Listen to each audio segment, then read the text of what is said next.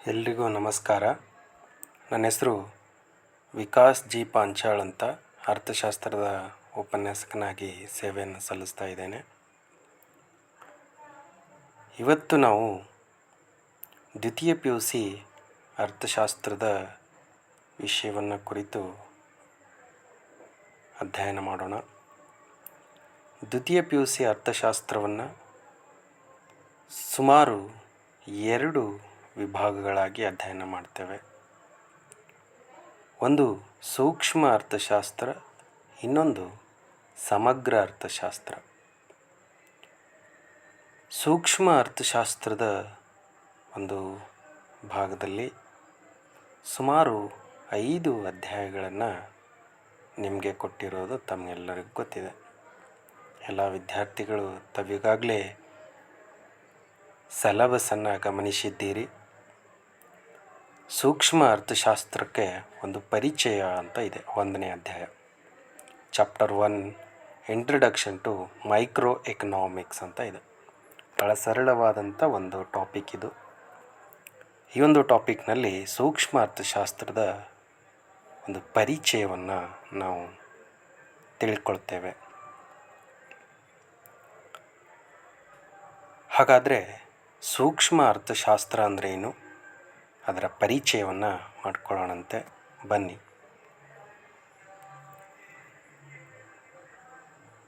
ಸೂಕ್ಷ್ಮ ಅರ್ಥಶಾಸ್ತ್ರ ಅಂತಂದರೆ ಏನು ಅಂತ ನಮಗೆ ಗೊತ್ತಿರಬೇಕು. ಆರ್ಥಿಕತೆಯ ಚಿಕ್ಕ ಚಿಕ್ಕ ಘಟಕಗಳನ್ನು ಕುರಿತು ಅಧ್ಯಯನ ಮಾಡುವ ಶಾಸ್ತ್ರವನ್ನು ಸೂಕ್ಷ್ಮ ಅರ್ಥಶಾಸ್ತ್ರ ಅಂತ ಕರಿತೇವೆ. ಅಂತಂದರೆ ಒಬ್ಬ ಅನುಭೋಗಿ, ಒಂದು ಉದ್ಯಮ, ಒಂದು ಕೈಗಾರಿಕೆ, ಹೀಗೆ ಆರ್ಥಿಕತೆಯ ಸಣ್ಣ ಸಣ್ಣ ಅಥವಾ ಚಿಕ್ಕ ಚಿಕ್ಕ ಘಟಕಗಳನ್ನು ಕುರಿತು ಅಧ್ಯಯನ ಮಾಡ್ತಕ್ಕಂಥ ಶಾಸ್ತ್ರವನ್ನು ಸೂಕ್ಷ್ಮ ಅರ್ಥಶಾಸ್ತ್ರ ಅಂತ ಕರಿತೇವೆ. ಇಲ್ಲಿ ಒಂದು ಸರಳ ಆರ್ಥಿಕತೆಯಲ್ಲಿ ಕೃಷಿ ಕುಟುಂಬ, ನೇಕಾರರು, ಶಿಕ್ಷಕರು ಮತ್ತು ಕೆಲಸಗಾರರು ಹೇಗೆ ತಮ್ಮ ಸಂಪನ್ಮೂಲಗಳನ್ನು ಬಳಸ್ಕೊಂಡು ತಮ್ಮ ದಿನನಿತ್ಯದ ಅಗತ್ಯತೆಗಳನ್ನು ಪೂರೈಸ್ಕೊಳ್ತಾರೆ ಅಂತಕ್ಕಂಥದ್ದನ್ನು, ಮತ್ತು ಒಂದು ಆರ್ಥಿಕತೆ ಒಳಗೊಂಡಿರ್ತಕ್ಕಂಥ ಸಮಸ್ಯೆಗಳನ್ನು, ಹಾಗೆ ನಮ್ಮಲ್ಲಿ ಸಂಪನ್ಮೂಲಗಳು ಕೊರತೆಯಲ್ಲಿವೆ, ಆದರೆ ಮಾನವನ ಬಯಕೆಗಳು ಅಪರಿಮಿತವಾಗಿವೆ, ಅವುಗಳನ್ನು ಬಳಸ್ಕೊಂಡು ಯೋಗ್ಯ ರೀತಿಯಲ್ಲಿ ಬಳಸ್ಕೊಂಡು ಯಾವ ರೀತಿ ಉತ್ಪಾದನೆ ಮಾಡ್ಬೋದು ಅಂತಕ್ಕಂಥ ಸಾಧ್ಯತೆಗಳಿವೆ ಅಂತ ತೋರಿಸ್ಕೊಡ್ತಕ್ಕಂಥ ಉತ್ಪಾದನಾ ಸಾಧ್ಯತೆ ಗಡಿಯನ್ನು ಅಧ್ಯಯನ ಮಾಡ್ತೇವೆ. ಮತ್ತು ಆರ್ಥಿಕ ಸಂಘಟನೆಗಳನ್ನು ಕುರಿತು ಅಧ್ಯಯನ ಮಾಡ್ತೇವೆ. ಕೇಂದ್ರೀಯ ಯೋಜಿತ ಆರ್ಥಿಕತೆ ಅಂತಂದರೆ ಏನು, ಮಾರುಕಟ್ಟೆ ಆರ್ಥಿಕತೆ ಅಂದರೆ ಏನು ಅಂತಕ್ಕಂಥದ್ದನ್ನು ಸವಿಸ್ತಾರವಾಗಿ ನಾವು 1ನೇ ಅಧ್ಯಾಯದಲ್ಲಿ ತಿಳ್ಕೊಳ್ತೇವೆ. ಸಾಮಾನ್ಯವಾಗಿ ಎಲ್ಲ ಜನರಿಗೂ ಕೂಡ ತಮ್ಮ ದಿನನಿತ್ಯದಲ್ಲಿ ಹಲವಾರು ಸರಕು ಮತ್ತು ಸೇವೆಗಳ ಅಗತ್ಯ ಇರ್ತದೆ. ಹಾಗಾದರೆ ಸರಕುಗಳು ಅಂತಂದರೆ ಏನು, ಸರಕುಗಳು ಅಂತಂದರೆ ಮತ್ತು ಸೇವೆಗಳಂತಂದರೆ ಏನು ಅಂತಕ್ಕಂಥದ್ದು. ಸರಕುಗಳು ಅಂತಂದರೆ ಮಾನವನ ಬಯಕೆಗಳು ಮತ್ತು ಅಗತ್ಯಗಳನ್ನು ಪೂರೈಸುವ ಭೌತಿಕ ಗೋಚರ ಪದಾರ್ಥಗಳು. ಅವು ನಮಗೆ ಕಣ್ಣಿಗೆ ಕಾಣ್ತವೆ. ಅಂಥ ಒಂದು ಗೋಚರ ಪದಾರ್ಥಗಳನ್ನು ನಾವು ಸರಕುಗಳು ಅಂತ ಕರಿತೇವೆ. ಉದಾಹರಣೆಗೆ ಹಲವಾರು ನಮಗೆ ಕಣ್ಣಿಗೆ ಕಾಣ್ತಕ್ಕಂಥ ಆಹಾರ ಪದಾರ್ಥಗಳಾಗಿರ್ಬೋದು, ಉಡುಪುಗಳಾಗಿರ್ಬೋದು, ಇತ್ಯಾದಿ ಯಾವುದೇ ಕಣ್ಣಿಗೆ ಕಾಣ್ತಕ್ಕಂಥ ಗೋಚರ ಪದಾರ್ಥಗಳನ್ನು ನಾವು ಸರಕುಗಳು ಅಂತ ಕರಿತೇವೆ. ಇನ್ನು ಸೇವೆಗಳು ಅಂತಂದರೆ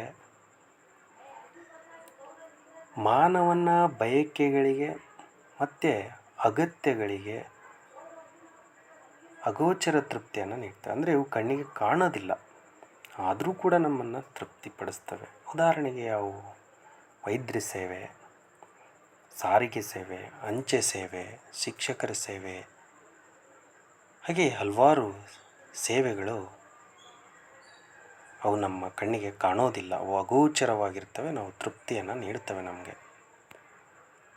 ಅಂಥವುಗಳನ್ನು ನಾವು ಸೇವೆಗಳು ಅಂತ ಕರಿತೀವಿ. ಪ್ರತಿಯೊಬ್ಬ ವ್ಯಕ್ತಿಯು ಕೂಡ ತನ್ನಲ್ಲಿರ್ತಕ್ಕಂಥ ಸಂಪನ್ಮೂಲಗಳನ್ನು ಬಳಸ್ಕೊಂಡು ತನ್ನ ದಿನನಿತ್ಯದ ಅಗತ್ಯಗಳನ್ನು ಪೂರೈಸ್ಕೊಳ್ತಾನೆ. ಹಾಗಾದರೆ ಸಂಪನ್ಮೂಲಗಳು ಅಂತಂದರೆ ಏನು? ಸಂಪನ್ಮೂಲ ಅಂತಂದರೆ ಸರಕು ಮತ್ತು ಸೇವೆಗಳ ಉತ್ಪಾದನೆಯಲ್ಲಿ ಉಪಯೋಗಿಸಿರ್ತಕ್ಕಂಥ ಸರಕು ಮತ್ತು ಸೇವೆಗಳು, ಅವುಗಳಿಗೆ ಸಂಪನ್ಮೂಲಗಳು ಅಂತ ಕರಿತೀವಿ. ಉದಾಹರಣೆಗೆ ನಾವು ಒಂದು ವಸ್ತುವನ್ನು ಉತ್ಪಾದನೆ ಮಾಡಬೇಕು ಅಂತಂದರೆ ನಮಗೆ ಭೂಮಿ ಬೇಕು, ಆ ವಸ್ತುವನ್ನು ಉತ್ಪಾದನೆ ಮಾಡೋದಕ್ಕೆ ಶ್ರಮಿಕರು ಇರಬೇಕು, ಮತ್ತು ಉಪಕರಣಗಳು ಬೇಕು, ಯಂತ್ರಗಳು ಬೇಕು. ಹೀಗೆ ಒಂದು ವಸ್ತು ಅಥವಾ ಸರಕು ಮತ್ತು ಸೇವೆಗಳನ್ನು ಉತ್ಪಾದನೆ ಮಾಡೋದಕ್ಕೆ ಬೇಕಾಗ್ತಕ್ಕಂಥ ಸಾಮಗ್ರಿಗಳು, ಅವುಗಳಿಗೆ ಸಂಪನ್ಮೂಲಗಳು ಅಂತ ಕರಿತೇವೆ. ಹಾಗಾದರೆ ಒಂದು ಕೃಷಿ ಕುಟುಂಬ ತನ್ನಲ್ಲಿರ್ತಕ್ಕಂಥ ಸಂಪನ್ಮೂಲವನ್ನು ಬಳಸ್ಕೊಂಡು ಹೇಗೆ ತನ್ನ ದಿನನಿತ್ಯದ ಅಗತ್ಯತೆಗಳನ್ನು ಪೂರೈಸ್ಕೊಳ್ತದೆ? ಕೃಷಿ ಕುಟುಂಬ ತನ್ನಲ್ಲಿರ್ತಕ್ಕಂಥ ನೇಗಿಲು, ತನ್ನ ಹೊಲ, ತನ್ನಲ್ಲಿರ್ತಕ್ಕಂಥ ಬಿತ್ತನೆ ಬೀಜಗಳು, ಹೀಗೆ ಅವೆಲ್ಲವನ್ನು ತೆಗೆದುಕೊಂಡು ಧಾನ್ಯಗಳನ್ನು ಉತ್ಪಾದಿಸ್ಬೋದು. ತಾನು ಉತ್ಪಾದಿಸಿರ್ತಕ್ಕಂಥ ಧಾನ್ಯಗಳು, ಆಹಾರ ಧಾನ್ಯಗಳ ಒಂದು ಭಾಗವನ್ನು ತಾನೇ ಇಟ್ಕೊಂಡು ಉಳಿದ ಭಾಗವನ್ನು ತನಗೆ ಬೇಕಾದ ಇನ್ನಿತರ ಸರಕುಗಳನ್ನು ಖರೀದಿ ಮಾಡೋದಕ್ಕೆ ಮಾರಾಟ ಮಾಡಿ ಅದರಿಂದ ಬಂದಂಥ ಹಣದಿಂದ ತನಗೆ ಬೇಕಾದಂಥ ಉಡುಪುಗಳಾಗಿರ್ಬೋದು, ವಸತಿಯಾಗಿರ್ಬೋದು, ಹೀಗೆ ವಿವಿಧ ಉದ್ದೇಶಗಳಿಗೆ ವಿನಿಮಯವನ್ನು ಮಾಡಿಕೊಳ್ಬೋದು. ಹೀಗೆ ಕೃಷಿ ಕುಟುಂಬ ತನ್ನ ದಿನನಿತ್ಯದ ಅಗತ್ಯತೆಗಳನ್ನು ತಾನು ಉತ್ಪಾದಿಸಿರ್ತಕ್ಕಂಥ ಆಹಾರ ಧಾನ್ಯದ ಒಂದು ಭಾಗದ ಮಾರಾಟದಿಂದ ಪೂರೈಸ್ಕೊಳ್ತದೆ. ಅದೇ ರೀತಿ ಒಬ್ಬ ನೇಕಾರ ತನ್ನಲ್ಲಿರ್ತಕ್ಕಂಥ ಸಂಪನ್ಮೂಲಗಳಾದಂಥ ನೂಲು ಮತ್ತು ಬಟ್ಟೆ ತಯಾರು ಮಾಡೋದಕ್ಕೆ ಬೇಕಾಗ್ತಕ್ಕಂಥ ಸಾಮಗ್ರಿಗಳನ್ನು ಇಟ್ಕೊಂಡು ನೂಲಿನಿಂದ ಬಟ್ಟೆಯನ್ನು ತಯಾರಿಸ್ತಾನೆ. ಆ ಬಟ್ಟೆಯನ್ನು ತಾನು ಬಯಸ್ತಕ್ಕಂಥ ಸರಕು ಮತ್ತು ಸೇವೆಗಳಿಗೆ ವಿನಿಮಯವನ್ನು ಮಾಡಿಕೊಳ್ತಾನೆ. ಹೀಗೆ ತನಗೆ ಬೇಕಾದಂಥ ದಿನನಿತ್ಯದ ಅಗತ್ಯತೆಗಳನ್ನು ತಾನು ತಯಾರಿಸಿದ ಬಟ್ಟೆಯನ್ನು ವಿನಿಮಯ ಮಾಡಿಕೊಂಡು ತನ್ನ ಅಗತ್ಯತೆಗಳನ್ನು ಪೂರೈಸ್ಕೊಳ್ತಾನೆ ಅಂತ ನಮಗೆ ಗೊತ್ತಾಗ್ತದೆ. ಇನ್ನು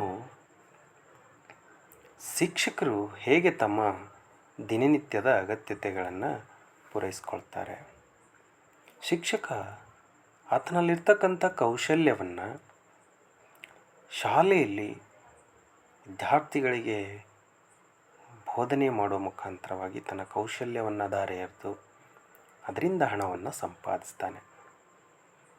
ಆ ಹಣದಿಂದ ತನಗೆ ಬೇಕಾದಂಥ ಸರಕು ಸೇವೆಗಳನ್ನು ಕೊಂಡ್ಕೊಳ್ತಾನೆ. ಈ ರೀತಿ ಶಿಕ್ಷಕ ತನ್ನ ಕೌಶಲ್ಯದಿಂದ ಹಣ ಸಂಪಾದಿಸಿ ತನಗೆ ಬೇಕಾದಂಥ ಸರಕು ಸೇವೆಗಳನ್ನು ಕೊಂಡ್ಕೊಳ್ತಾನೆ, ತನ್ನ ಅಗತ್ಯತೆಗಳನ್ನು ಪೂರೈಸ್ಕೊಳ್ತಾನೆ. ನೆಕ್ಸ್ಟ್, ಒಬ್ಬ ಕೆಲಸಗಾರ ಹೇಗೆ ತನ್ನ ಅಗತ್ಯತೆಗಳನ್ನು ಪೂರೈಸ್ಕೊಳ್ತಾನೆ? ಕೆಲಸಗಾರನೂ ಸಹ ಬೇರೆಯವರಿಗೋಸ್ಕರ ಕೆಲಸ ಮಾಡ್ತಾನೆ. ಅದರಿಂದ ಬಂದಂಥ ಹಣದಿಂದ ತನ್ನ ಅಗತ್ಯತೆಗಳನ್ನು ಪೂರೈಸ್ಕೊಳ್ತಾನೆ. ಹೀಗೆ ಸಮಾಜದಲ್ಲಿ ಜನರು ಬಯಸುವಷ್ಟು ಪ್ರಮಾಣಕ್ಕೆ ಹೋಲಿಸಿದಾಗ ಸಂಪನ್ಮೂಲ ಬಹಳಷ್ಟು ಕಡಿಮೆ ಇದೆ. ಆದರೆ ಮನುಷ್ಯನ ಬಯಕೆಗಳು ಮಾತ್ರ ಅಪರಿಮಿತವಾಗಿವೆ. ಈ ಒಂದು ಕೊರತೆಯ ಸಂಪನ್ಮೂಲಗಳು ಆಯ್ಕೆಯ ಸಮಸ್ಯೆಯನ್ನು ಹುಟ್ಟುಹಾಕ್ತವೆ.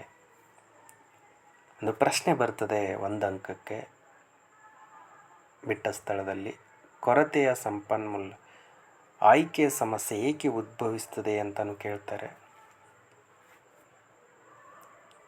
ಸಂಪನ್ಮೂಲಗಳ ಕೊರತೆಯು ಡ್ಯಾಶ್ ಸಮಸ್ಯೆಯನ್ನು ಹುಟ್ಟುಹಾಕುತ್ತದೆ ಅಂತಲೂ ಕೂಡ ಒಂದು ಪ್ರಶ್ನೆ ಬರ್ತದೆ. ಅಂಥ ಸಂದರ್ಭದಲ್ಲಿ ನೀವು ಆಯ್ಕೆ ಸಮಸ್ಯೆಯನ್ನು ಹುಟ್ಟುಹಾಕ್ತದೆ ಅಂತ ಬರೆದ್ರೆ 1 ಅಂಕ ತಾವು ಪಡ್ಕೊಳ್ಬೋದು. ಒಂದು ಆರ್ಥಿಕತೆಯ ಕೊರತೆಯ ಸಂಪನ್ಮೂಲಗಳು ಏನಾಗಿವೆ ಅಂತಲೂ ಕೂಡ ಕೇಳ್ತಾರೆ. ಅವು ಸ್ಪರ್ಧಾತ್ಮಕ ಬಳಕೆಯನ್ನು ಹೊಂದಿರ್ತವೆ.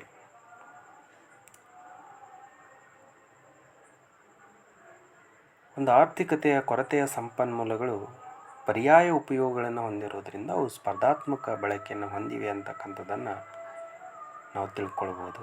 ಇದೂ ಕೂಡ 1 ಅಂಕಕ್ಕೆ ಆಬ್ಜೆಕ್ಟಿವ್ನಲ್ಲಿ ಬರ್ತಕ್ಕಂಥ ಒಂದು ಪ್ರಶ್ನೆ.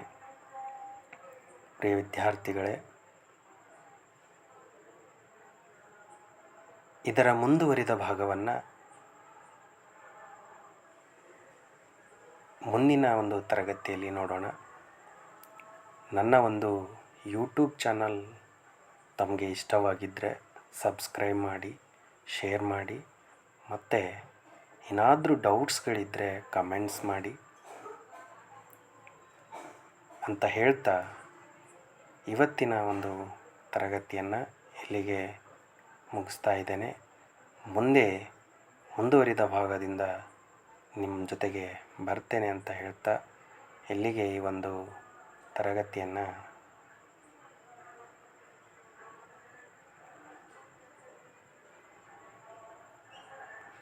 ಮುಗಿಸೋಣ ಅಂತ ಹೇಳ್ತಾ ತಮ್ಮೆಲ್ಲರಿಗೂ ಮತ್ತೊಮ್ಮೆ ನಮಸ್ಕಾರಗಳು.